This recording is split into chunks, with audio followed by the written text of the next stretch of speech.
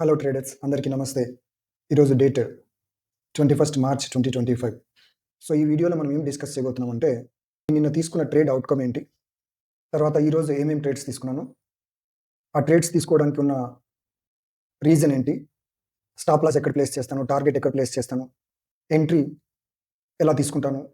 వీటన్నిటితో పాటు నా ట్రేడింగ్ జర్నల్ గూడా చూపిస్తాను. నిన్నటి రోజున నేను హెచ్‌పిసిఎల్ ట్రేడ్ లాంగ్ ఎందుకు తీసుకున్నానో ఆల్రెడీ మనం ప్రీవియస్ వీడియోలో డిస్కస్ చేసుకున్నాం. సో, ఒకసారి జూమ్ ఇన్ చేస్తే ఈ క్యాండిల్ బేస్ చేసుకొని నేను ట్రేడ్ ఎంటర్ అయ్యాను. ఈ క్యాండిల్.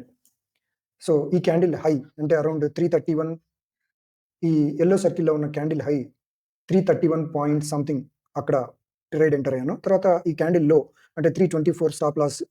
సో, ఇక్కడ మొత్తం నేను 1% ఆఫ్ మై క్యాపిటల్ రిస్క్ తీసుకొని 2% టార్గెట్‌తో ట్రేడ్ ఎంటర్ అయ్యాను. సో, ఇది మనం చేసుకున్న ప్లాన్ యెస్టర్‌డే. లక్కీగా స్టాక్ మన డైరెక్షన్‌లో మూవ్ అయింది. టార్గెట్ ఈజీగా అచీవ్ అయిపోయింది.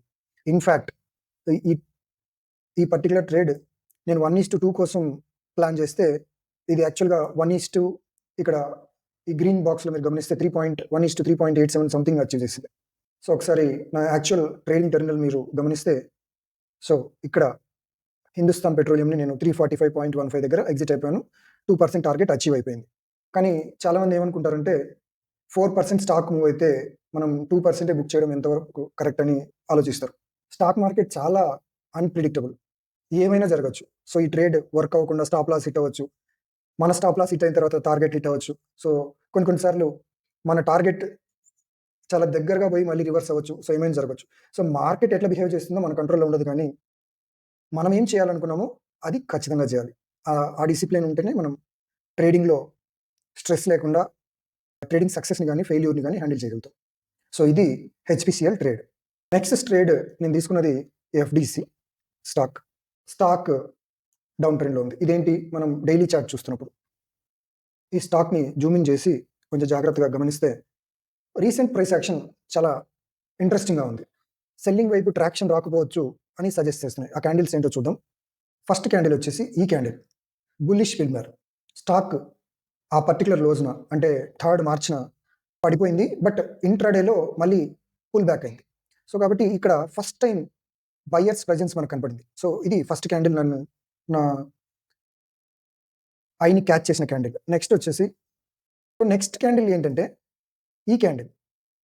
ఇది ఈ బిగ్గర్ క్యాండిల్ ఏదైతే ఉందో దాని ఫస్ట్ క్యాండిల్‌ని మొత్తం ఎన్‌గల్ఫింగ్ చేసేసింది. సో, ఇది చాలా bullish type of price action. ఈ 2 క్యాండిల్స్‌లో సెల్లింగ్ ఎగ్జాస్షన్ చూపిస్తున్నాయి. అంటే సెల్లింగ్ సైడ్ మొమెంటం కనిపించట్లేదు నాకు.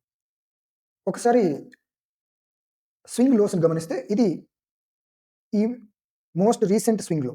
కానీ తర్వాత వచ్చిన స్వింగ్‌లో ఇక్కడొస్తోంది. అంటే ఈ ప్రైస్ పాయింట్ కంటే ఈ ప్రైస్ పాయింట్ ముందే డిమాండ్ అచీవ్ చేసింది. అంటే ఇంతకుముందు ట్రేడర్స్ 365 దగ్గర కొనడానికి 376 దగ్గర చాలా బయర్స్‌ని అట్రాక్ట్ చేసింది. సో, కైండ్ ఆఫ్ హయ్యర్ లో అని చెప్పొచ్చు. ఇంకా ప్యాటర్న్స్ చూస్తే ఇక్కడ slight head and shoulder pattern కనిపిస్తుంది నాకు. సో, షోల్డర్ 1, హెడ్, తర్వాత షోల్డర్ 2. సో, ఇది పక్కాగా ఒక రివర్సల్ ప్యాటర్న్. రివర్సల్ ప్యాటర్న్ అంటే డౌన్ సైడ్ ఉంటే అప్ సైడ్ రావడానికి ఛాన్స్ చాలా ఎక్కువ ఉంది. సో, కాబట్టి బై సైడ్ ఒక డిఫైన్డ్ రిస్క్‌తో ట్రేడ్ ఎంటర్ అవ్వాలని అనుకున్నాను. సో, ఇప్పుడు మన ఇంట్రెస్ట్ అంతా ఈ క్యాండిల్ బేస్ చేసుకోండి.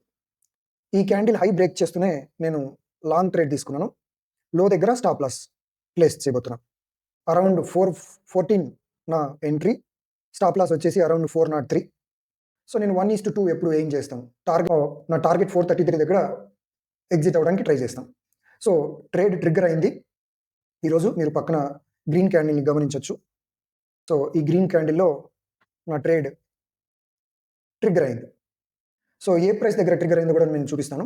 సో, ఎఫ్‌డిసి బై ప్రైస్ వచ్చేసి 414.91 దగ్గర ఎఫ్‌డిసి బై చేశాను. సో, యాక్చువల్‌గా నేను బై చేయాలనుకుంది 413.95. నెక్స్ట్ నేను తీసుకున్న సెకండ్ ట్రేడ్ ఏంటంటే కార్ ట్రేడ్. ఈ స్టాక్ ట్రెండ్ అనాలిసిస్ చేస్తే స్టాక్ చాలా క్లియర్‌గా అప్ ట్రెండ్‌లో కనిపిస్తుంది.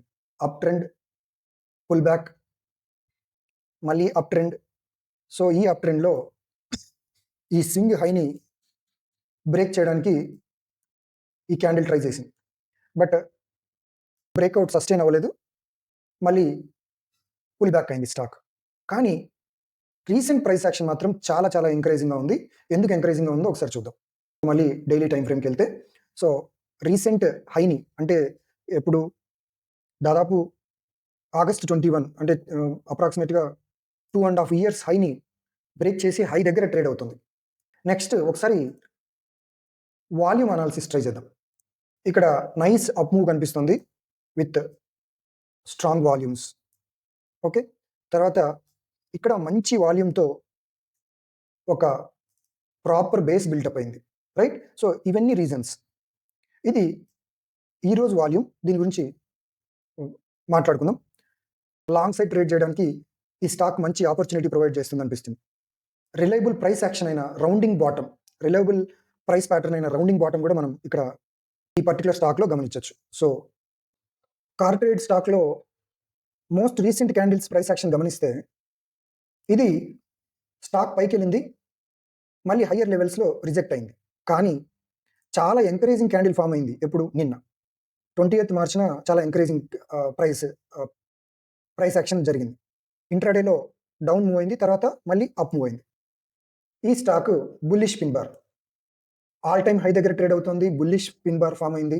సో ఇక్కడ బ్రేక్అవుట్ అయితే మంచి మూవ్మెంట్ వస్తుందన్న ఎక్స్పెక్టేషన్తో ఈ క్యాండిల్ బేస్ చేసుకొని ట్రేడ్ కన్స్ట్రక్ట్ చేశాను. సో ఎలా కన్స్ట్రక్ట్ చేశానో ఒకసారి చెప్తాను. ఈ క్యాండిల్ హై దగ్గర బై, తర్వాత ఈ క్యాండిల్ లో దగ్గర స్టాప్ లాస్.